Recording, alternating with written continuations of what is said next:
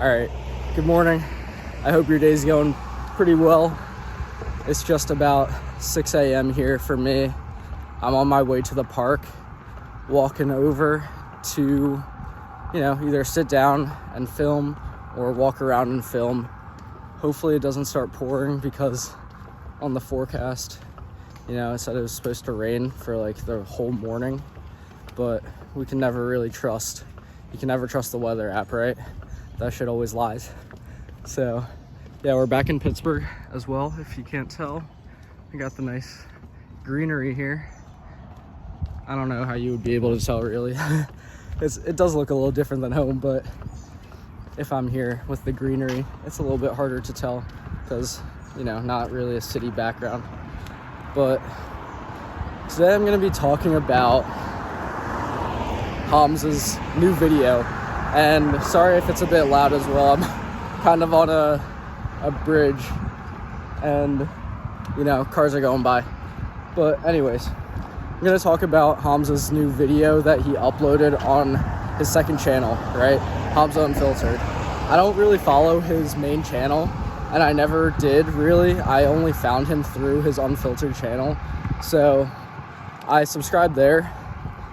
And for some reason, I don't have like notifications on or anything, but for some reason, I'm always on YouTube at the perfect time when he uploaded a new video on that channel a couple hours ago, or literally yesterday. It was 25 minutes ago. So I watched one of his videos that he posted after not posting on that channel for a long time now, and it was basically talking about him.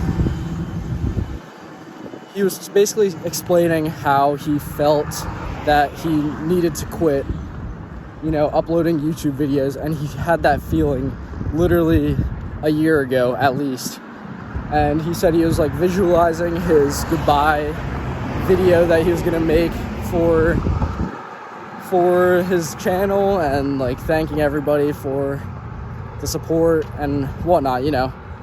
He was visualizing how he would feel if he made a goodbye video to YouTube. And he said that he felt like his mission was done here, and that his purpose was achieved through YouTube.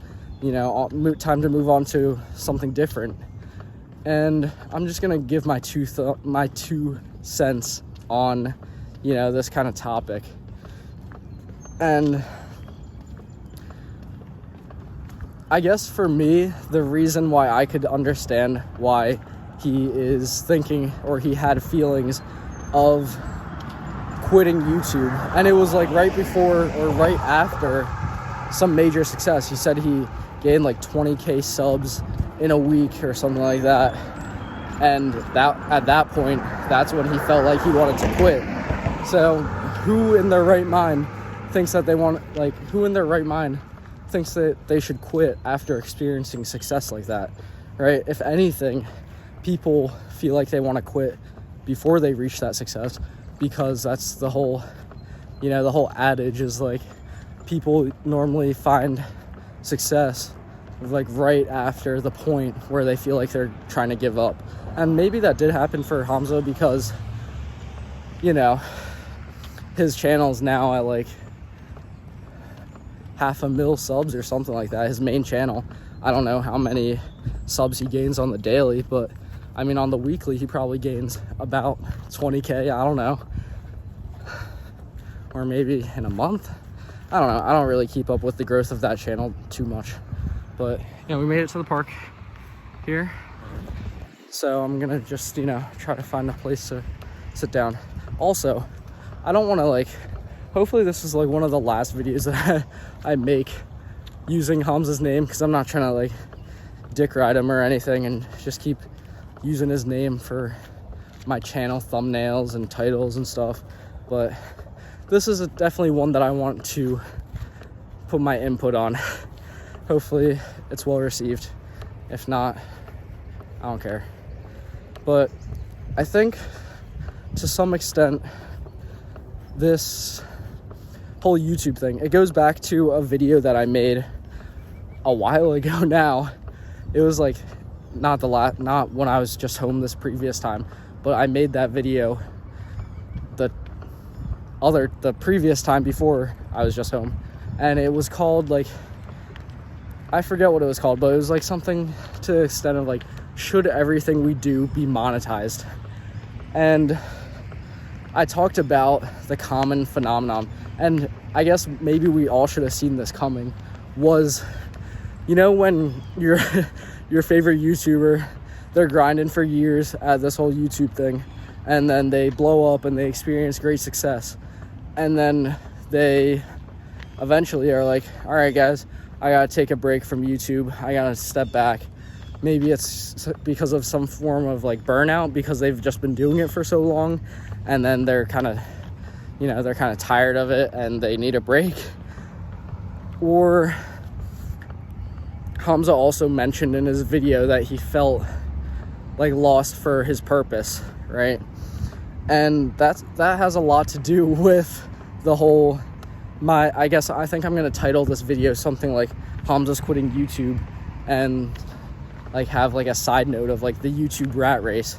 So when you think about it, our goal, a lot of the times people have the intent with YouTube to eventually make it their full-time income, and Hamza has done that, right? He lives off of YouTube. He says he pays bills for his family, and that's literally the ultimate dream, is to be able to financially support your family, your loved ones, and to be able to have the freedom to do what you want with your time. But I think it comes down to working for yourself, and then it's not as like passive of a stream of income as like writing a book and then publishing a book and then just getting sales from that, which is what he's working on now. But something like YouTube, it still requires your time, no matter how big or how successful you get, right?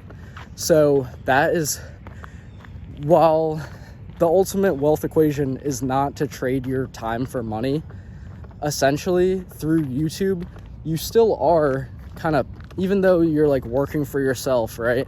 And you're making videos because you want to and stuff like that, I think eventually,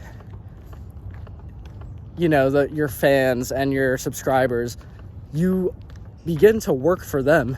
And not that that's a bad thing, because, you know, at the start you do go into YouTube, or hopefully you go into YouTube. Some people go into YouTube to entertain people, and then some people, like hopefully myself, and I'm sure Hamza, his intent was to help people and to be of service to them, to try to improve their lives. But you kind of do it on your own accord at the beginning, right? When nobody's watching, like right now for me, and I'm just doing it for fun. Like, I don't do this for my income. I wish I did, because that'd be really cool. Hey, there's like a squirrel just chilling right here on this picnic bench. So that's cool. But aside from that, you know, that's also a problem with doing something that you love for your living, right?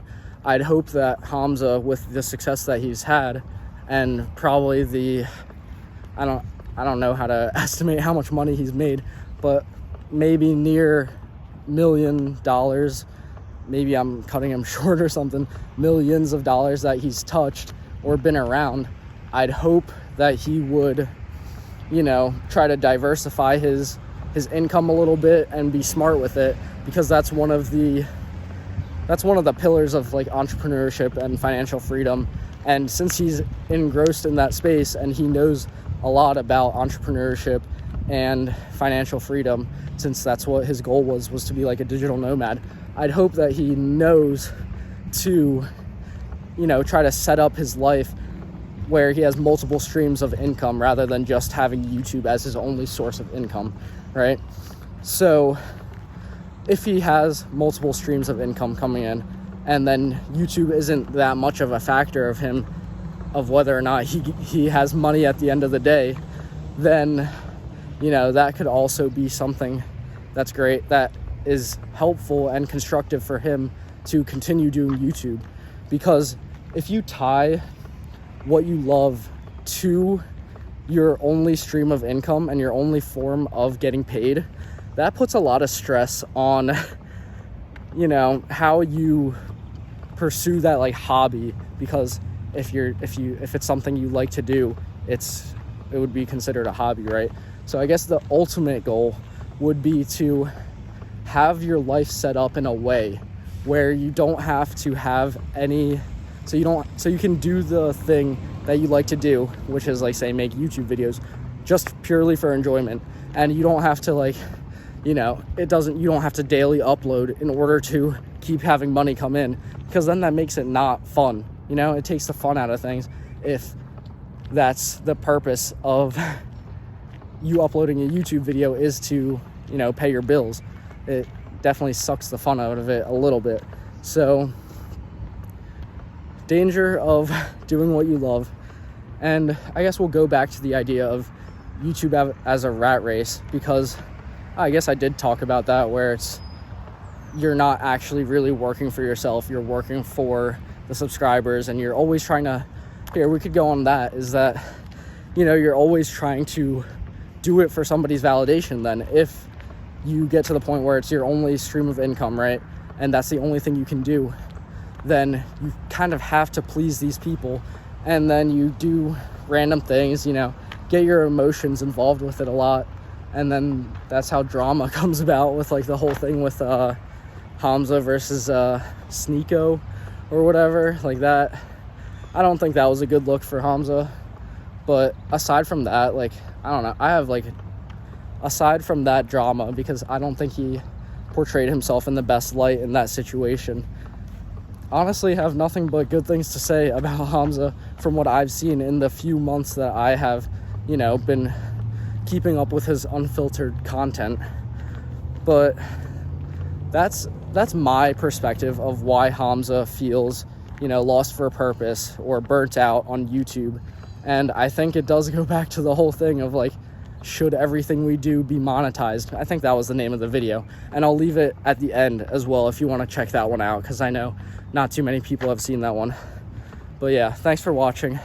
If this was insightful, leave a like. I forgot to say that at the beginning, but hit the like button, subscribe if you're new, if you stayed till the end. I appreciate you, because this is probably a long video. But thanks for watching. I'll see you next time.